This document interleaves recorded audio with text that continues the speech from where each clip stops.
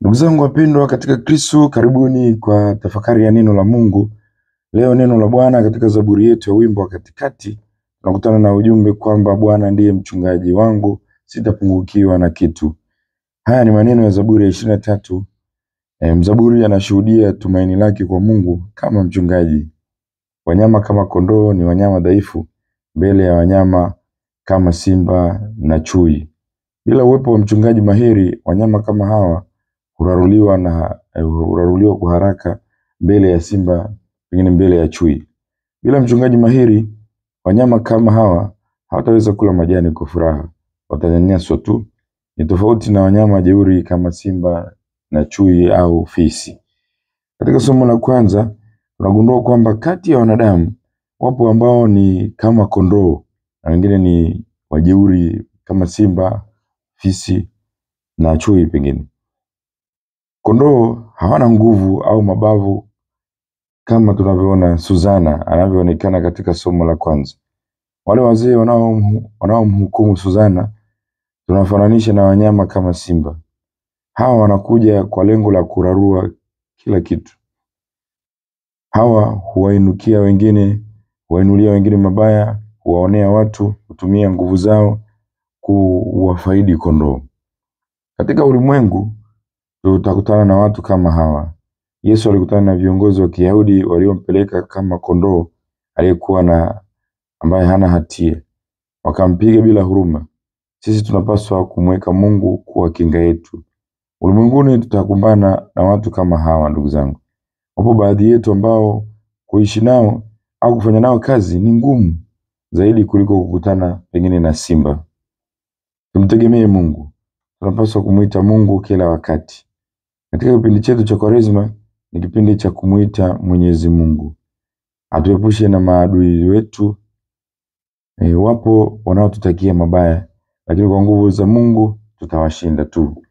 Mungu atatuinulia watu kama akina Danieli ambao watakuja na kututetea. Yesu anasema katika Injili ya leo kwamba yeye ni nuru ya ulimwengu, na yeyote amfuataye hatakuwa akitembea gizani, bali atakuwa na uzima wa milele. Twende kwa Yesu tupate mwanga, ndugu zangu. Wengi wetu katika ulimwengu bado tunaishi katika giza, bado tunafuata mikumbo ya wadhambi.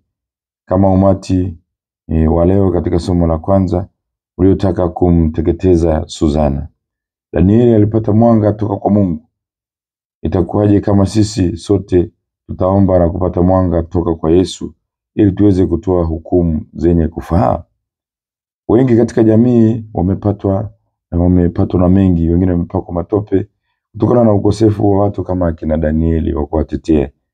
Wengi wamepoteza kazi zao au kushindwa kesi au hata kupoteza maisha kutokana na kufuata tu wasemacho watu, umati, bila kufikiria. Tuwe makini kuchambua kile kiamuliwacho na umati, ndugu zangu. Wakati mwingine umati unakosea. Bwana Yesu atupe mwanga wa kufanya maamuzi ya namna hii. Usikubali kuwaumiza wengine kwa sababu tu tumesikia watu wanaongea maneno juu yao. Umati wakati mwingine unatunga vitu juu ya watu. Kumbuke ule umati ambao ulikuwa unasema msulubishe Yesu, lakini Yesu ndiye alikuwa ameshika ukweli. Sisi tuwe kama kina Danieli, tuwatetee wale watu ambao dunia pengine imepanga vitu vya uongo kutaka kuwateketeza na kuwaumiza bila sababu yoyote. Tuombe neema ya Mungu itusaidie ili tuweze kugundua pia hila za watu kama wale wazee ambao walitaka kumfanyia vibaya Suzana. Na sisi tuepuke kuwaonea watu wadogo, kuchimba shimo kuwateketeza watu wadogo. Hawa watu wana malaika zao, hakika Mungu hatakubali. Hawa malaika watawatetea tu. Hata kama sio katika dunia hii, katika ufalme ujao, kwa kweli Mungu ataonyesha tu nguvu zake. Sisi tuwatetee wale wanaoonewa katika jamii. Tusimame kama Danieli, tuwatetee wakina Suzana wengi wanaoteseka duniani humu. Nakutakia siku njema. Mwenyezi Mungu akubariki na kukulinda, Baba na Mwana na Roho Mtakatifu. Amina. Endelea kukumbusha shajara zetu za sala mubashara bado zipo. Pale St. Joseph Cathedral kwenye container la kwaya hapa Dar es Salaam zipo. St. Damiano kwa Kapuchini, Shrine ya Padre Pio, shajara zipo. Moshi Bookshop, shajara zipo.